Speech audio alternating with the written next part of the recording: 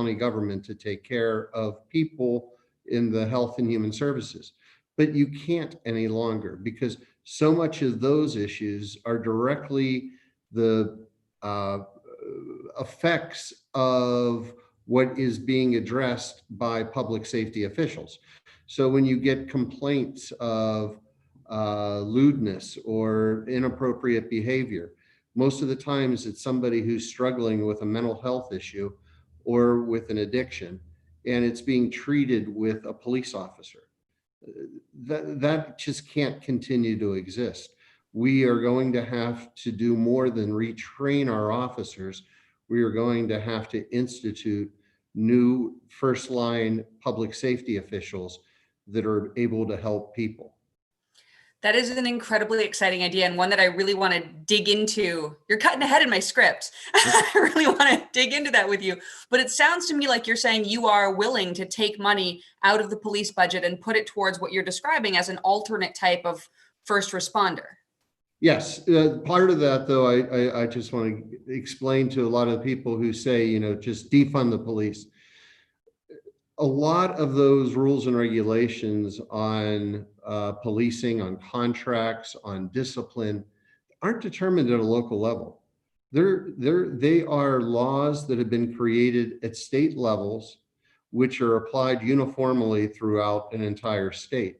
So when we look at a lot of these types of solutions, and we've been in discussions with different leaders throughout our community on this for over the past 2 years, we're looking for alternative sources of revenue, not simply using the police budget in order to be able to create these new operations, but you looking at philanthropic, Let's talk about the police budget a little bit, because I mean, goodness knows, global pandemic, massive unrest, philanthropic dollars may not be super easy to come by at the moment. So I'd love to dig into the police budget question a little bit, because right now, so you've got about a $600 million city budget on policing.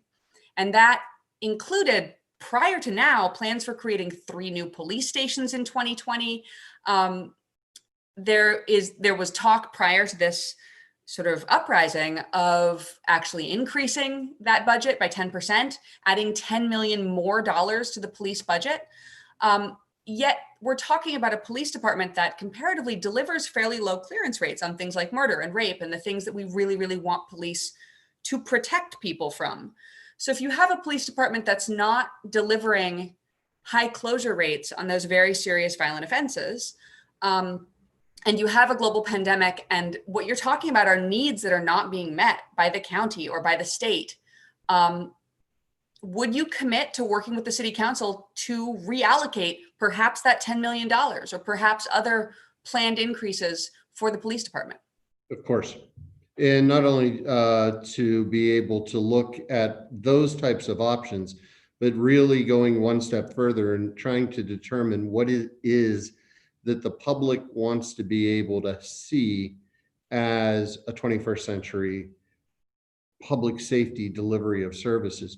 When we look at our budget and we see the increases to our police, not just public safety, but specifically to police, those have gone in order to purchase body-worn cameras. They have gone into technology to make the body-worn cameras automatically turn on, even if they're off, whenever a taser is pulled. They've gone into different initiatives that the community has asked for with neighborhood policing.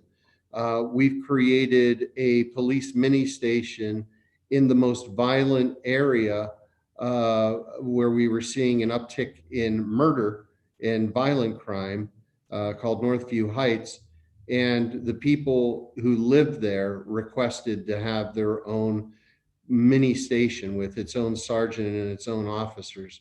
So a lot of what the increases in the police budget have been added have been coming from the request of the community through council and through our administration to address directly those needs. However, those needs are basically, or have been basically, looked through a funnel of it has to be done with public safety.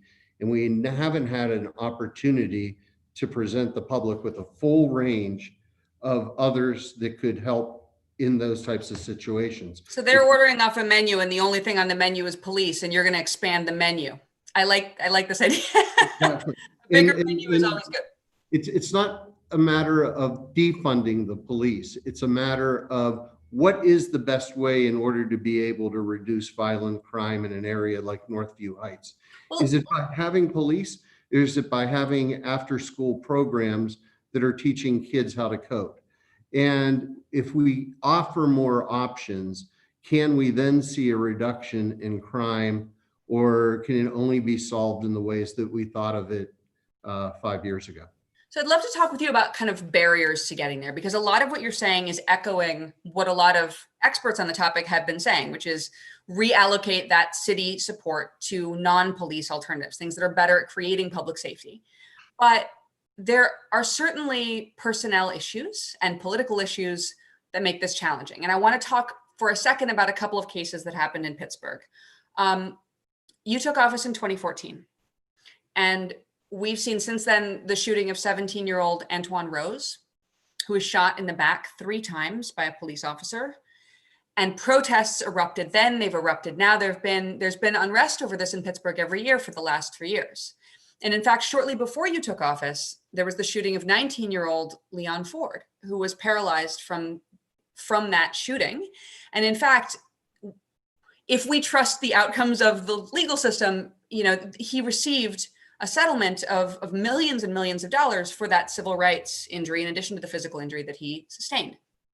So the thing I want to ask you is, the officer that shot Leon Ford is still on the force. How can that be? Well, he went through criminal and civil trial, that officer, and there were no charges that were found on either. We settled the civil side with Mr. Ford. That was the largest settlement that the city has ever awarded.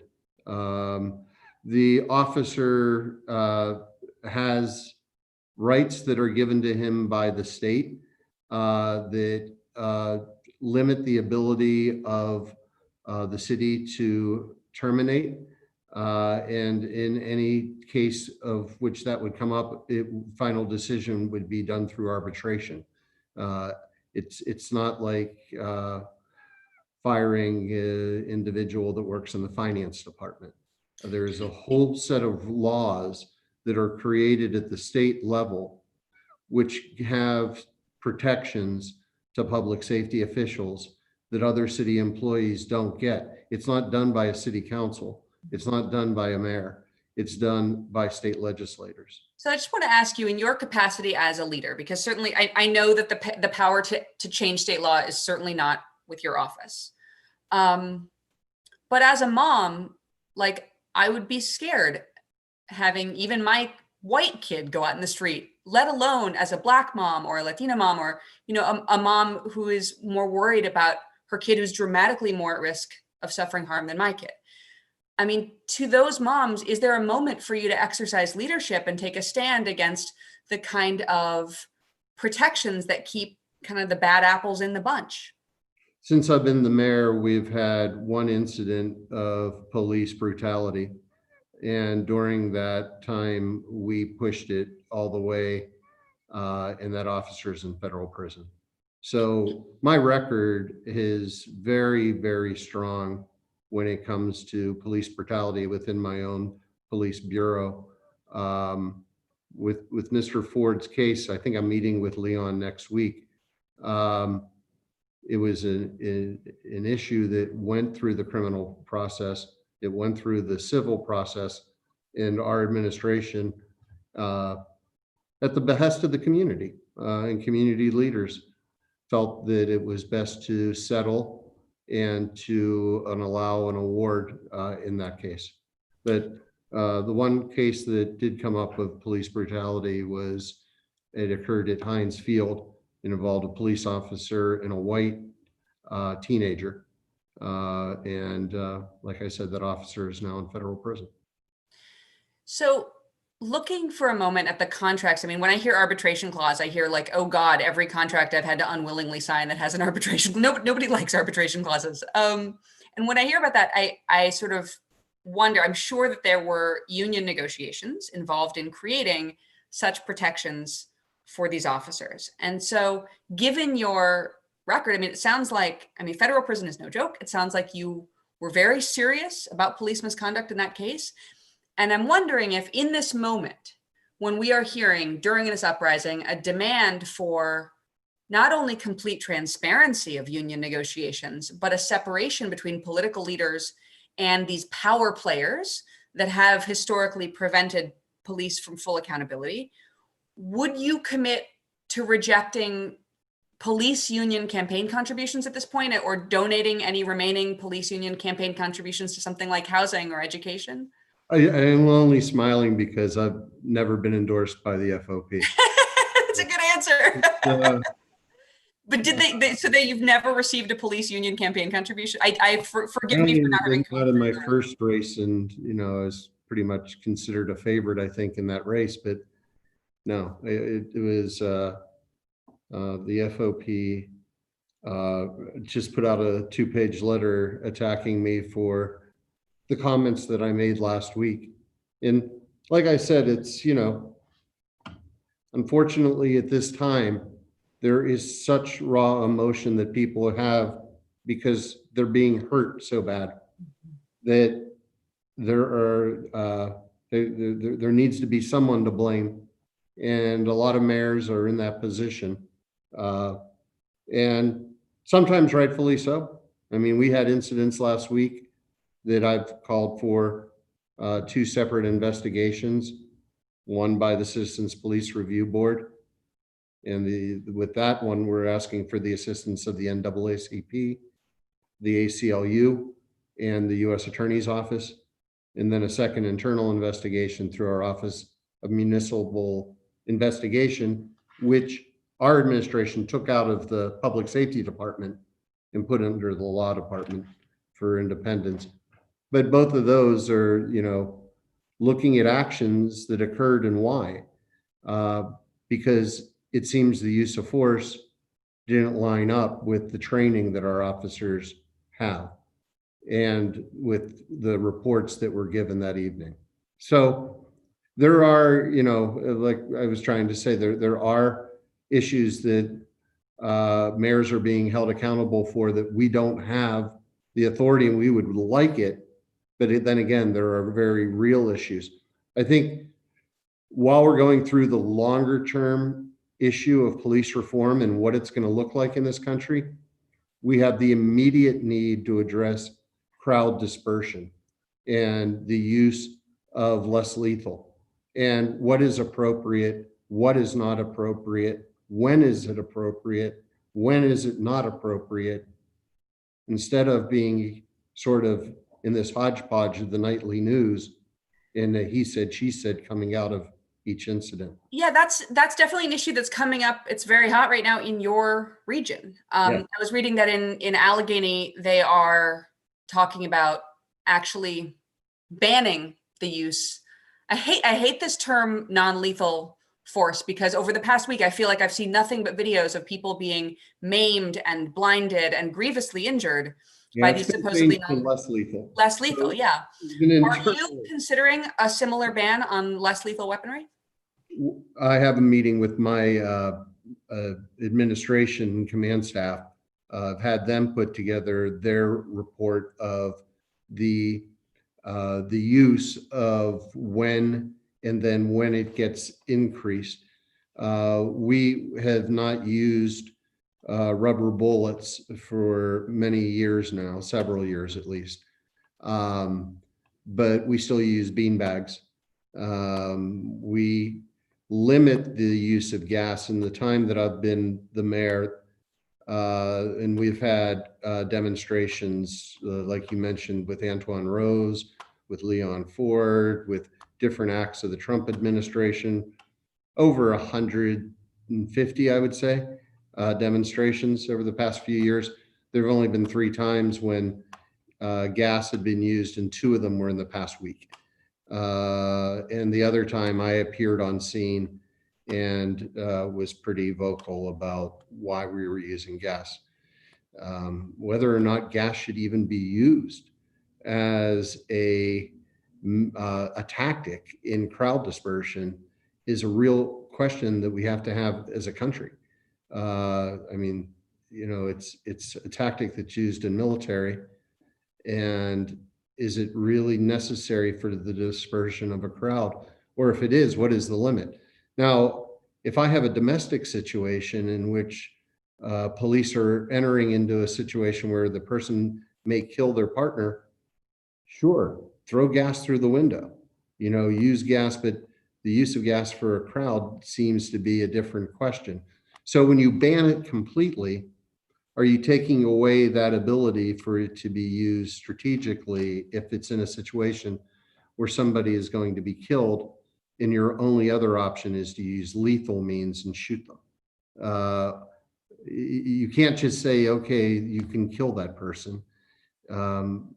You probably aren't going to be able to negotiate it out with a mediator. There is a question of what then is the appropriate. I think this is going to be discussed for crowds now, but on the use of any type of less lethal, we're going to have a long conversation on this. And it's Sounds going to me like you're prepared to take a position strongly limiting, if not outright banning, several forms of less lethal weaponry. For crowd dispersion. Yeah. Well, let me ask you about the scenario you're describing with a closed house, because certainly to me, what you're describing sounds frightening, but it also sounds like a bit of a mystery box. I mean, so often police approach a house and they don't have accurate information about what's going on inside. And that actually does bring me to something I very much want to talk about with you, which is military raids on homes. As we all know, on March 13th, in the middle of the night, Kentucky police, Louisville Police Department executed what's called a no-knock warrant on the home of Breonna Taylor, who was a licensed EMT. She's a first responder. She worked for 2 hospitals. She had not committed any crime. And in fact, the person they were looking for, they had actually already arrested earlier that day. So they already had the person in custody. But for some reason, they executed this raid on her home and they shot her 8 times and killed her. And this is certainly not an isolated incident. It brought to mind for many of us just a few years before the killing of Aiyana Jones, who was only 7 years old and who was sleeping on her couch at home when a similar military-style raid on her home ended her life. I want to know if you would join the Louisville City Council president in calling for measures such as banning military-style raids and banning no-knock warrants and banning this type of entry into a home. I would consider it. I wouldn't make a commitment to that without putting together at least the findings of locally, what it would look like, what the rules of engagement would be, and how we would be able to maintain a certain level of safety for our residents in limiting the use of any type of a military type weapon. It's a balance. I mean, it is for those that are saying just ban it, just defund it completely, just eliminate and abolish the police. Turn on a scanner. The scanner is going off all day, constantly, with people asking for help. They're asking the police for help. And we cannot look at individual instances without looking at the circumstances that they're involved with, whether it is crowds in protest, whether it is police brutality and homicide occurring by police. There is also for each of those instances where officers are there to save a life, protect a life, and to help a person that needs it. What we have to do is just be more thoughtful in all the operations. And are there parts of what we now give to policing that should be given to social workers and counselors who can work the streets and provide safety, security, and even a better level of help for people who desperately need that. In fact, actually, there was polling recently from the Justice Collaborative Institute and Data for Progress that showed that 9 in 10 voters support the creation of a non-law enforcement based emergency first responder corps, with the idea that if someone were calling for help, they could call not only for, in an absolutely violent emergency, a police response, but in most emergencies, a social work response or a mental health response, and have a trained medic or another trained worker, trained de-escalator arrive in lieu of an armed police officer. And it sounds to me, you've said several times that you were on board with that idea, so I'm not going to make you say it again. No. But let me give one example, Yeah. because that there was some relief that came to cities through COVID-19. Seems so long ago, that COVID-19 was front and center, but some federal relief did trickle its way down to cities.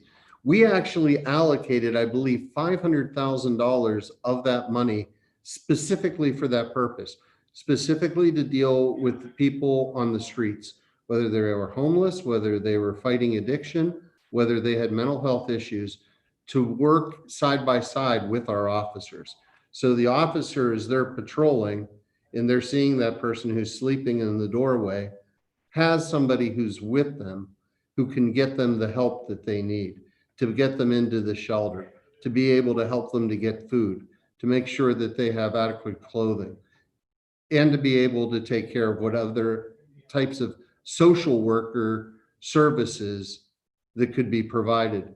If you check out one thing, I'd ask you to check out Bigberg, like Pittsburgh has an H at the end. So bigberg.com. And it's meant to be a big heart.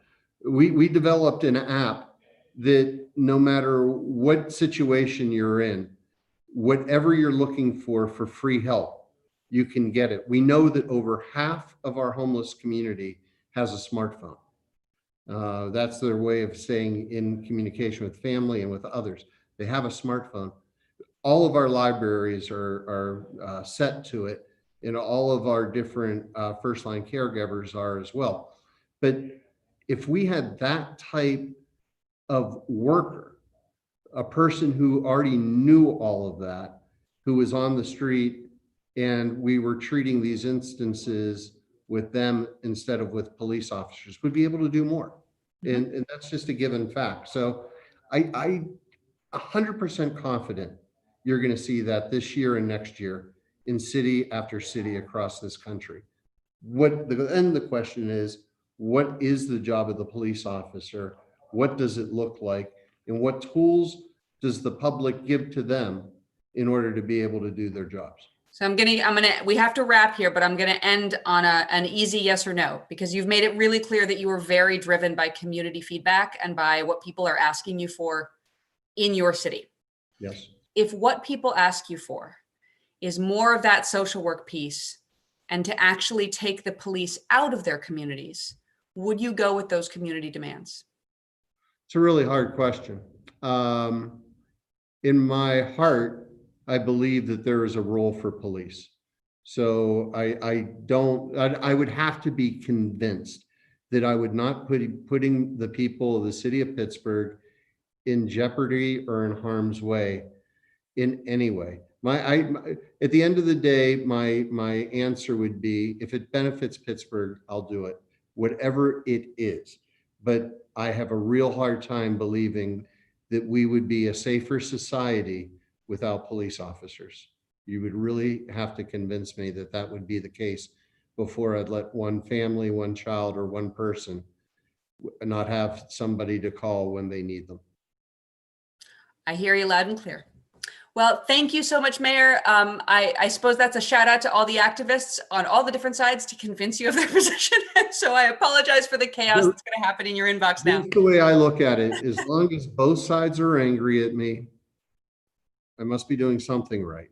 And the majority of people, not the activists, but the people, are still giving me the support and giving me the encouragement to try to work through this diplomatically and with peace as the key component. So there's a lot of work we have ahead of us. It's a very emotional time right now, but if we can take a breath and figure this out, I really feel confident that you are going to see positive change happen for the first time in decades. Thank you so much, Mayor. Really appreciate you joining us here today. It's been a pleasure having you. I'm Emily Galvin Almanza. I hope you will join us later today on the briefing for a talk with several members of the Minneapolis City Council. We look forward to